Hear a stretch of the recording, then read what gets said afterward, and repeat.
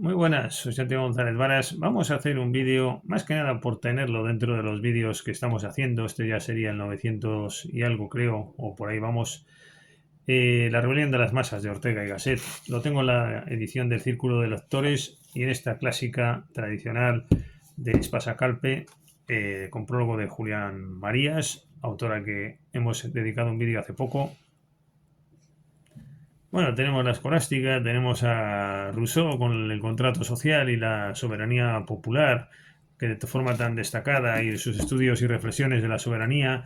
Tenemos a otros autores que voy a citar ahora, y después de todo este fenómeno de la rebelión de las masas, que conecta, a mi juicio, claramente con la voluntad popular, llegamos al último desenlace, que es la soberanía pop, que es la versión un poco satírica del fenómeno de la rebelión de las masas y donde se producen sus consecuencias, expresando su propio espíritu e idiosincrasia, ¿no? De hecho, tiene un subtítulo que es Los diálogos de Platón adaptados al siglo XXI, con la editorial Colex. Bueno, pues yendo a Ortega Gasset, pero también a la circunstancia del autor, porque no solamente él hablaba de la revolución de las masas, es un tema muy de la época y con antecedentes históricos, pero es verdad que muy actual, muy de su momento. Tenemos que citar a Gustave Le Bon, Psicología de las Multitudes, de 1895, poniendo de manifiesto cómo las masas son destructoras de la cultura, a las que imputa la decadencia de la cultura, Le Bon. Después tenemos también las contribuciones de Gabriel Tarde, muy importantes. Y después tenemos a Robert Park, también, The Crowd and the Public, del sociólogo que acabo de citar. Y al gran autor Hermann Broch, al que hemos dedicado algún vídeo, precisamente poniendo en manifiesto la locura de las masas, un tema muy importante. Bueno, pues el tema se va calentando en los años 20, cuando llega Freud, y también tiene este libro famoso de psicología de las masas y análisis del ego. Y vemos una cierta apreciación de las masas en relación con la locura y la incultura.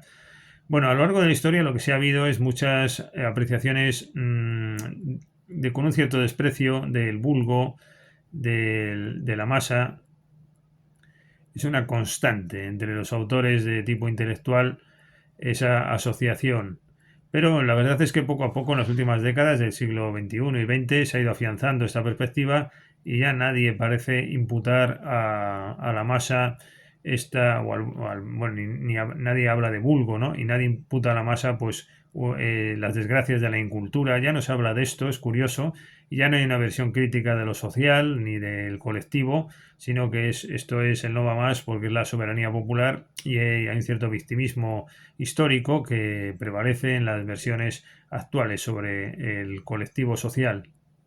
Después, sobre este fenómeno también tenemos a Elias Canetti. Hemos hecho, creo recordar, un vídeo sobre su libro Masa y Poder. Lo tengo muy comentado en un próximo ensayo que publicaré sobre soberanía popular y creación de cultura artística y ideario de un esteta en este contexto. Y después hay una cierta relación con autores más recientes, por ejemplo, Laurent de Sutter, esto del narcocapitalismo, etcétera. La relación hoy día, más bien, en las obras de cultura, es que el pueblo ya deja de ser el objeto de críticas, llamándolo el vulgo, como decía Sócrates y tantos otros, ¿no? Sino que más bien, como estaba diciendo, en el contexto de la soberanía popular, nunca mejor dicho, no sé si se está oyendo el ruido de fondo, esto es un ejemplo de la soberanía popular y el dominio de lo social, no hay un ruido social, por lo menos donde yo me encuentro, y no sé si incluso está interfiriendo en este vídeo, me disculpo por ello, pero aquí tenemos la soberanía popular, precisamente uno de los pocos efectos negativos que tiene, porque la mayoría es positivo de la soberanía popular, pero hay algún efecto negativo, ¿no? Como esto. Sin embargo, esta no es la visión actual de los que publican y publican en Planeta, en Herder, en Taurus, sobre esta cuestión, porque la visión actual es más bien la de que el pueblo es una víctima del capitalismo, pero ya no es lo de antes, ese enfoque socrático o incluso orteguiano crítico con el pueblo. No, es otra cosa. Ahora es que somos víctimas del capitalismo, pero hay esa conexión con la masa actual en relación con este otro enfoque que estamos diciendo. Bueno, y entonces dicho esto, Vamos a leer algún texto, como solemos hacer en esta ocasión, de la rebelión de las masas, aquí en el apartado 4 de la colección de Austral, página 25 creo que pone. Dice, el asunto de que aquí se habla es previo a la política y pertenece a su subsuelo. Todo esto es muy famoso, pero precisamente nos gusta culturalmente leer un texto tan famoso como este, ¿verdad? Mi trabajo es oscura labor subterránea de minero. La misión del llamado intelectual es en cierto modo opuesta a la del político, que orteguiano todo esto.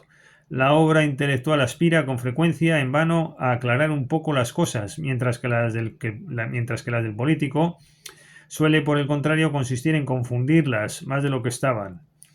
Ser de izquierdas es como ser de derechas, una de las infinitas maneras que el hombre puede elegir para ser un imbécil. Cuidado que es famoso esto, la verdad, es que es muy bueno.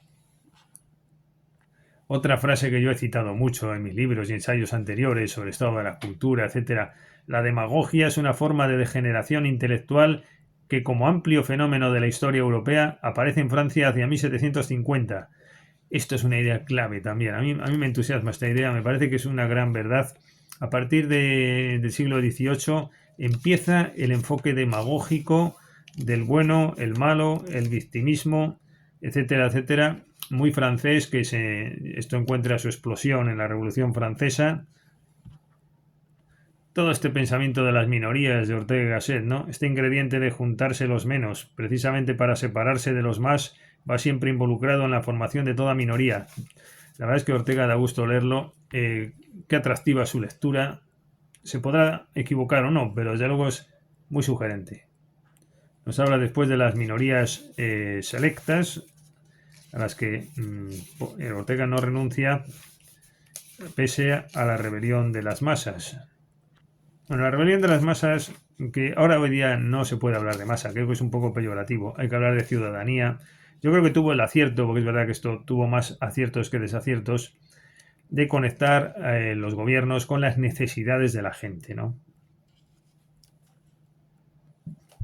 Pero lo inglés es muy revelador, ¿no? Stuart Mill, hemos hecho un vídeo sobre Stuart Mill, sobre la libertad, cómo este pensador ya está viendo esto de la masa, ¿no? Y cómo en Inglaterra es muy típico esto, ¿no? Cómo encontrar reductos propios, individuales, para mantener precisamente, y vuelvo a reiterar la idea, una idea de individualidad no absorbida por la masa.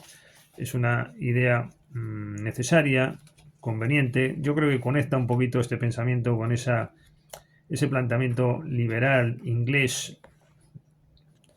Luego, la clave de todo esto está en una frase que a mí Esto de las frases es que es bonito, ¿no? Porque una frase de Víctor Hugo, ¿no? Que hay que ser aristócrata en cultura y demócrata en política. Yo creo que esa es una de las grandes frases.